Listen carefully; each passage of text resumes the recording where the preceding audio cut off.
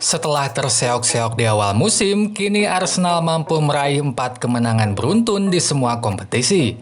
Laga lawan Tottenham pun bisa dibilang menjadi kelulusan pertama bagi Arteta melawan tim sepadan. Lalu taktik apa yang digunakan Arteta dengan pemain barunya? Apa juga pilihan taktik Nuno Espirito saat berhadapan dengan Arsenal? Bila kamu ingin tahu jawabannya, tonton terus video ini. Arsenal bermain dengan formasi 4-2-3-1. Sejumlah pemain baru tampak menghiasi line up. Penjaga gawang diisi oleh Ramsdale. Lini belakang diisi Ben White dan Tomiyasu. Sementara lini tengah terdapat Odegaard. Di atas kertas, Tottenham bermain dengan 4-3-3. Dari komposisi pemain, perubahan hanya terlihat di depan dan juga di belakang. Kini bek kanan diisi oleh Tanganga, sementara di sayap kanan terdapat Lucas Moura.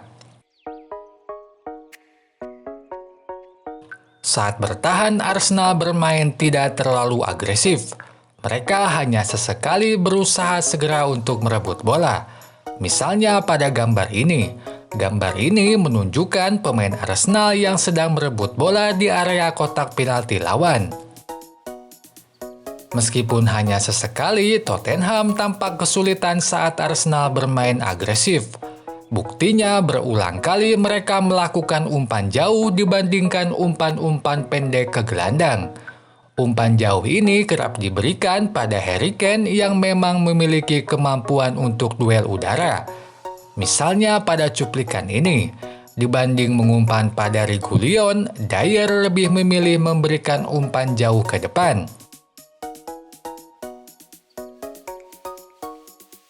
Meskipun begitu, saat sudah tertinggal 2 gol, Tottenham tidak lagi memainkan umpan-umpan jauh.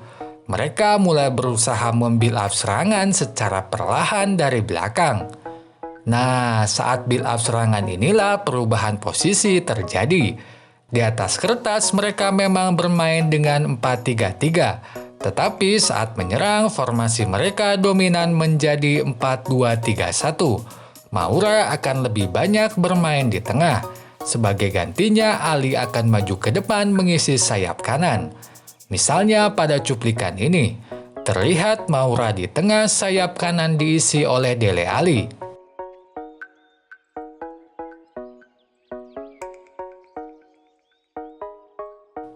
Persoalan terbesar Tottenham pada laga ini adalah performa bek kanan mereka, Tanganga.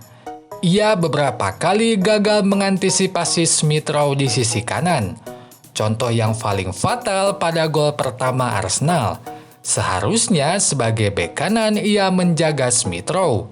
Anehnya, ia malah ikut menjaga Aubameyang yang sebetulnya sudah dijaga oleh Sanchez.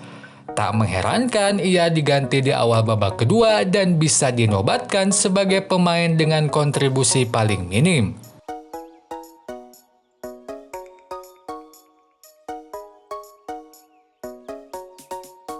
Sama dengan Arsenal, Tottenham pun bermain tidak terlalu agresif. Mereka hanya sesekali berusaha segera merebut bola. Contohnya pada gambar ini. Beda dengan Tottenham, Arsenal tetap bisa membuild up serangan secara perlahan dari belakang.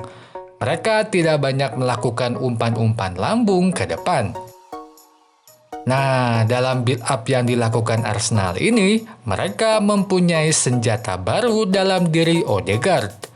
Saat build up dilakukan, peran Odegaard cukup penting karena ia menjadi solusi saat Partey dan Saka diisolasi pemain Tottenham. Odegaard akan bermain lebih dalam di sisi kanan dan menjadi opsi ketiga dalam menerima distribusi bola dari belakang. Selain itu, ia menjadi playmaker yang mengatur distribusi bola. Contohnya pada cuplikan ini, Odegaard akan bermain lebih dalam dan memindahkan bola ke sisi lain lapangan.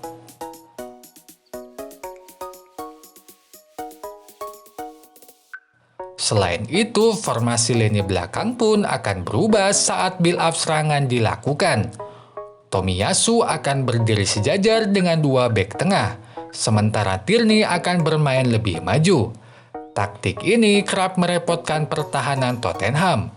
Misalnya pada cuplikan ini, Tierney terlihat di depan dan memberikan crossing ke kotak penalti.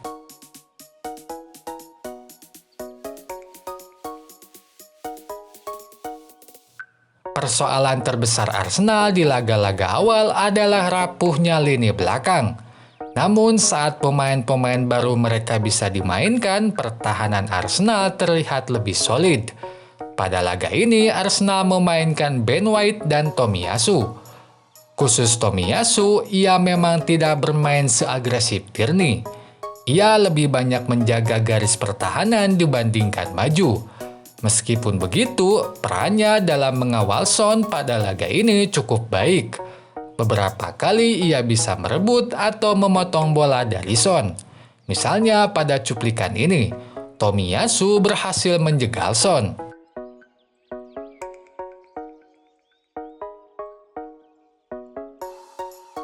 Oke sobat semua, dapat disimpulkan Arteta telah lulus dari ujian pertama. Arsenal kini bermain dengan pola yang lebih baik dan mampu meraih kemenangan. Meskipun begitu, fans Arsenal tak bisa senang dahulu, sebab ini baru ujian pertama.